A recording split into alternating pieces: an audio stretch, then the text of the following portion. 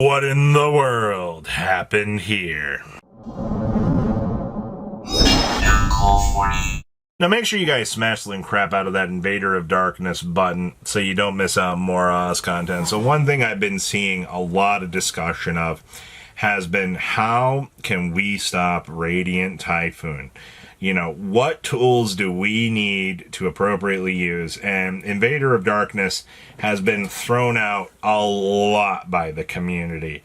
Two problems with Invader of Darkness. One, he needs to be tribute summoned. He is a level 8 fiend monster, so there are some possible interactions with that, but if you are able to get access to Invader of Darkness, he literally says your opponent cannot activate quick play spell cards. You literally shut your opponent out of being able to play the game in any sort of capacity, and I think that's an incredibly powerful tool to consider, but are there better cards to look at in hindsight for what you can look at? Because, I mean, the problem with the deck is there's so many quick play spell cards they have access to. Fallen and Virtuous, Crown, Droplet, you know, MST being a negate.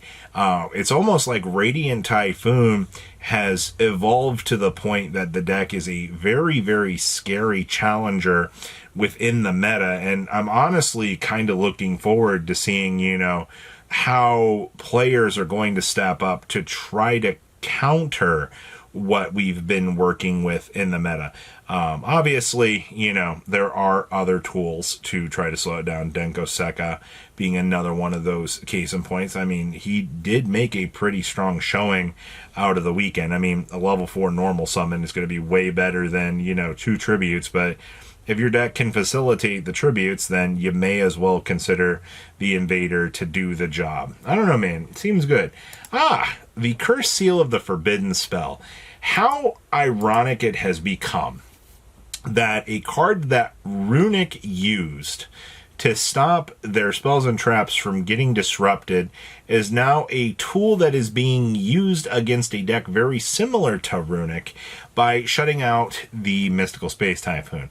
Now, I mean, you do have to have a spell card in hand to discard for this thing.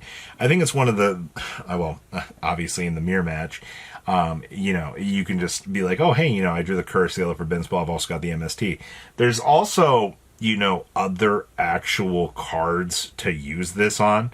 Fallen and the Virtuous, locking your opponent out of that card feels really, really stupid good. I can tell you the amount of Fallen and Virtuous that I have seen running around in Radiant Typhoon feels almost broken. And they say that card's not going to be a problem. Is Curse Seal the Forbidden Spell an actual good choice, though? I think you're kind of falling in. It feels better than Invader of Darkness, in my opinion, but it's already been gotten bought out. I mean, this is the What in the World Happened Here series, where, you know, people are like, oh my god, you know, tech choice, you know, I got to go buy this out in the secondary market because, you know, suddenly the card looks way more broken than it actually initially is. And I mean, that's fine. You've just got to make your decisions on, do I want to play Curse Seal? Do I want to play Invader of Darkness? Do I want to play any of the other, you know, limit the opponent's spells and trap interactions? It's also really funny because we have a lot of control cards for the amount of spells and traps that can be activated in a turn, and I cannot imagine that any of them are going to get touched on the upcoming Forbidden and Limited list because they're going to stop Radiant Typhoon. Which brings us to Radiant Typhoon. So, Radiant Typhoon ended up winning the Kong's Cards tournament over the weekend, and it was a Radiant Typhoon final. I will, like I said, try to get up the results. By the stage of me filming this video, I have finished Top Cut. I actually have finished analyzing everything. I just got to, you know, put the pretty pictures together, George. And, you know, put the graphics down, create the assets. And I'm still slowly working on that. So I will try to get that out. But the question now becomes, you know, we've had a decent sized tournament come through. The Radiant Typhoon really shook things up to the point that, you know, I've got people out here that are just looking around confused, like their world has been shattered with the meta. And it's like, at this stage, take a deep breath. Relax. It's one tournament. You're 2 weeks away from the 300th. We have regionals coming up this weekend. You know, it's going to be a pretty big field day as, you know, the set goes legal and all of this, you know, new stuff actually comes to pass in the meta. You know, players do want to test out the meta. They do want to start to see, you know, hey, you know, is this new idea going to work? You know, are we going to see some progress in the meta? Or is this just going to be something that's just going to kind of roll on by? And honestly, it could be a little bit of both. I think at this stage in the meta, though, I think Radiant Typhoon has pretty much solidified itself as a good choice. I also do believe that there could be something secretive out there. I mean, we had the Odotic deck come through and really shake things up. So it's going to be a coin flip, and that's fine. We do like seeing changes within the meta, and that's a-okay, man. All right, the meta changes as time goes on. We have Chaos Archfiend. So I wanted to bring this card back up because it's been showing up even more in these Elf Note list in the OCG. Now remember, it has to be a light tuner plus a non-tuner dark monster to make it. So you've got to be very careful with how you're doing this. But if any cards have been banished this turn, it gets 2,000 attack. This card can attack all monsters your opponent controls once each. Also banish any monster destroyed by this card. And then this card in its owner's control leaves the field because of an opponent's card effect. You get to special summon a Chaos Synchro monster from your extra deck, except for Chaos Archfiend. You do get to cheat out the Big Daddy Chungus himself with this, which is fine. But this card, the fact that I am continuously seeing it being bombarded in front of me in Elf Notes as a tech choice does make me continue to think about this as something that we do have to watch. And I think that's fine. It's just going to depend on, you know, how good is Elf Notes going to be here. You know, we didn't see any coming through the Kongs tournament, but that doesn't mean that, you know, some of these synchro piles that the OCG were picking around with, like Majestic Star Dragon, for example, aren't going to see some sort of play, because that is 100% not going to be the case. There is definitely, people love synchro pile decks. They're going to try out some things. Now, I mean, we are a little ways away from seeing a deck like Cool Tune, you know, really tune things up and try to be a new meta challenger, and that's fine.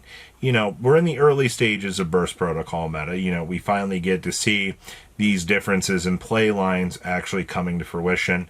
And a card like Chaos Archfiend that could potentially make your end board 100% more solid is definitely something that, you know, we want to be looking at and discussing. So I think that's a big one. And then I got to leave GMX on here. So GMX all last week was being discussed as like, oh my god, you know, you can, this is like an FTK all of a sudden, you know, one dinosaur opens up the door to so much other craziness. I'm still sitting here and I'm like, I think the GMX archetype as a whole will be one that is going to be explored just because it's able to work with so many outliers for like FTKs and things, for example. And also, the fact that it has the natural self-TK built in is freaking hilarious. But I think more and more players are going to just want to pick up the package because it's so cheap. And especially the dinosaur enjoyers out here that want to look at these potential end boards that you can make. I think it's worth just exploring it in itself. I mean, once again, this is the What in the World Happened series where, you know, you got players that are like, oh my gosh, you know, Dino Rars. And once again, man, the dinosaur enjoyers are some of the most dedicated and loyal duelists that we have seen within the course of this game. I'm not surprised to see that, you know, this is getting a following. And once again, cheap TCG exclusives make players kind of go a little bit bananas for the options of what they want to pick up. So, yeah, it's to be expected. So what in the world happened here today? A lot of bullshit with the new meta. A lot of fear with Radiant Typhoon. It's to be expected, I feel like. So please, leave a comment down below. Tell me what you guys think, and I'll see your beautiful faces back here learn day, guys. Peace. Patrons! Thank you!